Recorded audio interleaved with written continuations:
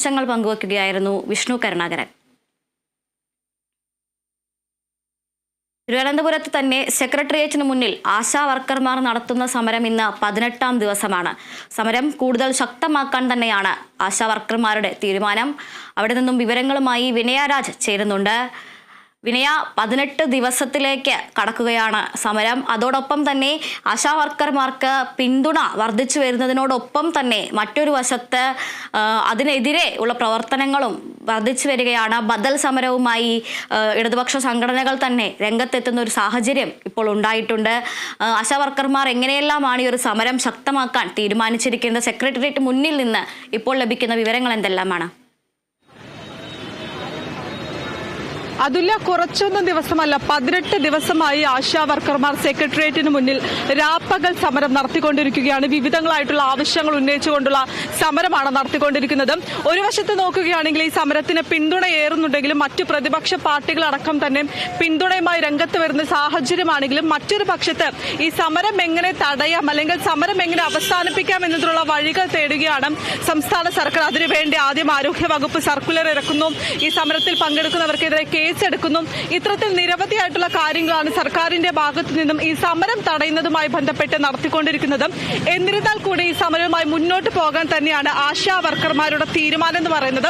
ചേച്ചി, 18 ദിവസമായി സമരം തുടങ്ങിയിട്ട് ഇതുവരെയും സംസ്ഥാന സർക്കാരിന്റെ ഭാഗത്തു നിന്നും ഒരു അല്ലെങ്കിൽ അനുകൂലമായിട്ടുള്ള ഒരു നിലപാട് ഉണ്ടായിട്ടില്ല. ഈ സർക്കാരിന്റെ ഭാഗത്തു നിന്നും ഒരു അനുകൂല നിലപാടുണ്ടാകുന്നത് വരെ ഈ സമരവുമായി മുന്നോട്ട് പോകാൻ തന്നെയല്ലേ തീരുമാനം? തീർച്ചയായിട്ടും. കാരണം ഞങ്ങൾ ഈ സമരം ഈ 18 ദിവസം നമ്മൾ രാപ്പകൽ സമരം ചെയ്യുന്നുണ്ടെങ്കിൽ ഉറച്ച മനസ്സോടും ഉറച്ച വിശ്വാസത്തോടെയാണ് ചെയ്യുന്നത്. കാരണം ഞങ്ങൾ വേറെ ഒന്നും ചോദിക്കുന്നില്ല, ഞങ്ങളുടെ ന്യായമായ ആവശ്യങ്ങളാണ് ഞങ്ങൾ ചോദിക്കുന്നത്. അനാവശ്യമുണ്ട് യാതൊന്നും ചോദിക്കുന്നില്ല. ഇപ്പോൾ അവർ നമ്മുടെ ഹെൽത്ത് മിനിസ്റ്റർ പറയുന്നത് എന്തുവാ, ഏറ്റവും കൂടുതൽ കൊടുക്കുന്നത് ഞങ്ങളാണെന്ന്. 7000 രൂപയാണ് ഏറ്റവും കൂടുതലെന്ന് പറയുന്ന അവർ തരുന്നത്. ഈ 7000 രൂപ എന്ന് പറഞ്ഞാൽ ഒരു ദിവസത്തെ കൂലി 232 രൂപയാണ് വരുന്നത്. ഒന്ന് ഏത് മനുഷ്യനെടുത്താലും ഏത് കൂലി വേലയ്ക്ക് പോയാലും കുറയാതെ 750 രൂപ കിട്ടുന്നുണ്ട്, അതിൽ എബോയാ കിട്ടുന്നത്.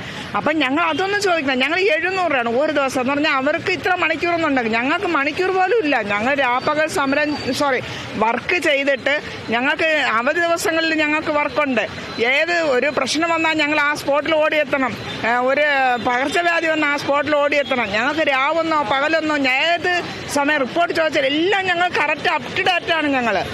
ഞങ്ങൾക്ക് സമയം നോക്കാതെ ജോലി ചെയ്യുന്ന ഞങ്ങൾക്ക് 232 രൂപ തന്നിട്ട് ഇതാണ് ഇന്ത്യയിലെ ഏറ്റവും വലിയ സാലറി എന്ന് പറയുന്നത് എവിടത്തെ ന്യായമാണ്? ഞങ്ങൾ ചോദിക്കുന്നത് ഞങ്ങൾക്ക് മാസം 21,000 രൂപ ഞങ്ങൾക്ക് ഓണർ അറിയാം അല്ലെങ്കിൽ സാലറി എടുത്ത് തരിക. അത് ഞങ്ങളുടെ ന്യായമായ ആവശ്യമല്ലേ? പിന്നെ ഞങ്ങൾക്ക് തരുന്നത് 2-3 മാസം അല്ലെങ്കിൽ 4 മാസമൊക്കെ അത് മുടങ്ങിയാണ് തരുന്നത്. ഈ ഇത്ര നിസ്സാര ഈ 7000 രൂപ 3-4 മാസം മുടങ്ങി തരുമ്പോഴേ, കാരണം ജോലി ചെയ്ത് കൊടുക്കാൻ വേറെ ഭർത്താവ് മരിച്ചുപോയ സ്ത്രീകളുണ്ട്, പലവിധമായ അസുഖത്തെ പ്രയാസപ്പെടുന്നവരുണ്ട്. അപ്പോൾ എഡ്യൂക്കേഷൻ മക്കൾക്ക് പോലും നല്ല എഡ്യൂക്കേഷൻ കൊടുക്കാൻ പറ്റാത്ത ആശമാരുണ്ട്. അപ്പോൾ അവർക്ക് ആ പൈസ മാസം തോറും കിട്ടുമ്പോഴേ അത് ചെറിയൊരു ആശ്വാസമേ ആവുന്നുള്ളൂ. കാരണം ഒരു കടബാധ്യതയൊക്കെ ആകുമ്പോഴേ ഈ പൈസ കിട്ടി കടങ്ങൾ തീർക്കുമ്പോൾ അടുത്തവർക്കൊന്നും ഇല്ല കയ്യിൽ. അപ്പൊ ഈ ഒരു അവസ്ഥ എന്തുകൊണ്ട് നമ്മുടെ ഗവൺമെന്റ് മനസ്സിലാക്കുന്നില്ല? അവർ 7000 രൂപ ഏറ്റവും കൂടുതലാണെന്ന് എന്ത് ഉദ്ദേശത്തോടാണ് പറയുന്നത്? ഇന്ന് സാധാരണ നമുക്കറിയാം PSCക്കാർക്ക് അവർക്ക് ഞങ്ങൾ പോയി ചോദിച്ചപ്പോൾ ഫണ്ടില്ല, കടത്തിലാണ് ഗവൺമെന്റ്, ഞങ്ങൾക്ക് ധനകാര്യ വകുപ്പുമായിട്ട് ആലോചിക്കണം എന്ന് പറഞ്ഞ വ്യക്തികൾ ഈ സുപ്രഭാതത്തിൽ എവിടെ നിന്ന് ഫണ്ട് മുഴച്ചു വന്നു? ഇത്രയും ലക്ഷങ്ങൾ അവർക്ക് കൊടുക്കാൻ വേണ്ടി ഫണ്ട് പെട്ടെന്ന് ഇങ്ങനെ വന്നോ? അപ്പൊ അവർക്ക് കൊടുക്കാൻ ഫണ്ട് എവിടെ നിന്നെങ്കിലൊക്കെ വരും. പാവപ്പെട്ട ആശമാർ ചോദിക്കുമ്പോഴാണ് അവർക്ക് കൊടുക്കാൻ ഫണ്ടില്ലാത്തത്. ഇതെന്ത് ന്യായമാണ്? ഞങ്ങൾ അതേപോലെ 62ാമത്തെ വയസ്സിൽ ഞങ്ങൾ പിരിച്ചുവിടുമ്പോഴേ ഞങ്ങൾ ആവശ്യപ്പെടുന്ന 5 ലക്ഷം രൂപയാണ്. അത് ഒരു സാമാന്യ ഒരു വ്യക്തിയുടെ അവകാശമല്ലേ? ഇത്രയും ദിവസം നമ്മുടെ ആരോഗ്യവകുപ്പിന് വേണ്ടി ഞങ്ങളുടെ ആരോഗ്യവും നമ്മുടെ നല്ല പ്രായവും എല്ലാം ഞങ്ങൾ ചെലവഴിച്ചിട്ട് അവസരം പലവിധം അസുഖത്താലും അല്ലെങ്കിൽ കടബാധ്യതകളായിട്ട് പിരിഞ്ഞു പോകുന്ന ഒരു ആശയ്ക്ക് പിരിഞ്ഞു പോകുന്ന സമയത്ത് പിരിഞ്ഞു പോകുന്ന ആനുകൂല്യമായിട്ട് 5 ലക്ഷം രൂപ ചോദിച്ചത് എന്ത് തെറ്റാണുള്ളത്? അത് ന്യായമായ ചോദ്യമല്ലേ? പെൻഷൻ ചോദിക്കുന്നത് തെറ്റാണോ? ഏത് മേഖല ജോലി ചെയ്താൽ അവർക്കൊരു പെൻഷൻ ഇല്ലേ? അപ്പോൾ അതെന്തോ തെറ്റാണ്. ഞങ്ങളതുകൊണ്ട് ഞങ്ങളുടെ ന്യായമായ അവകാശങ്ങൾ ഞങ്ങൾക്ക് അനുവദിച്ചു തരുന്നത് വരെ, അത് അംഗീകരിക്കുന്നതുവരെ ഞങ്ങൾ ഇവിടെ തന്നെ ഉണ്ടാവും. അതിലൊരു മാറ്റവും ഇല്ല.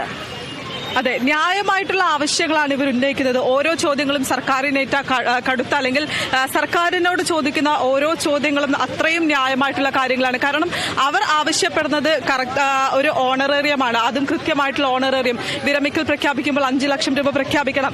നമുക്കറിയാം കാരണം ഈ പലരും 18 ദിവസത്തോളം രാപ്പകൽ സമരം നടത്തിക്കൊണ്ടിരിക്കുകയാണ്, വീടുകളിൽ പോകുന്നില്ല. ഒരു ദിവസം നമ്മുടെ വീട്ടിൽ അമ്മല്ലെങ്കിൽ തന്നെ നമുക്ക് മനസ്സിലാവും എത്രത്തോളം ബുദ്ധിമുട്ടാണെന്നുള്ളത്.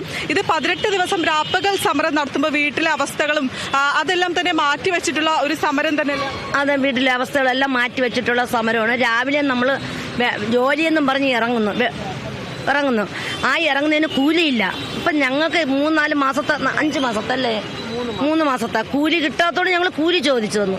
ഞങ്ങളുടെ അർഹതപ്പെട്ട കൂലിയാണ് ചോദിച്ചു വന്നത്, അല്ലാതെ കൂടുതൽ ഒന്നും ഞങ്ങൾ ചോദിച്ചില്ല. ഞങ്ങൾക്ക് അർഹതപ്പെട്ട ഞങ്ങൾക്ക് 62 വയസ്സ്. ഞാൻ 93-ൽ കയറിയതാണ് MSS ആയിട്ട്. എനിക്ക് 62 വയസ്സായി എന്നെ പറഞ്ഞു വിട്ടു കഴിഞ്ഞാൽ എനിക്ക് ജീവിക്കണോ? മക്കളൊരു കുടുംബമായി, മക്കൾ നമുക്ക് തരൂ. ഇന്നത്തെ കാലത്തുള്ള കാര്യങ്ങൾ അറിയാമല്ലോ എല്ലാവർക്കും. അപ്പോൾ ഇന്നത്തെ സാഹചര്യങ്ങൾ, ഇന്നത്തെ ജീവിതങ്ങൾ എല്ലാവർക്കും ലോകം മൊത്തം അറിയാം. അപ്പോൾ വയസ്സാകുമ്പോഴത്തേക്ക് ഞാൻ അധ്വാനിച്ചതായിട്ട് എനിക്ക് 1 രൂപ വേണം. ആ അർഹത മാത്രമേ ചോദിക്കാൻ ഞങ്ങൾ വന്നുള്ളൂ. ഞങ്ങൾ കൂടുതലൊന്നും, ഞങ്ങൾക്ക് 230 രൂപ കൊണ്ട് ഒന്നിനും പറ്റില്ല. എനിക്ക് ഓട്ടയ്ക്ക് മാത്രം വേണം 250 രൂപ ഒരു ദിവസം. ഞാൻ ജോലിക്ക് പോയി എനിക്ക് 250 രൂപ ഓട്ടയ്ക്ക് വേണം. ആ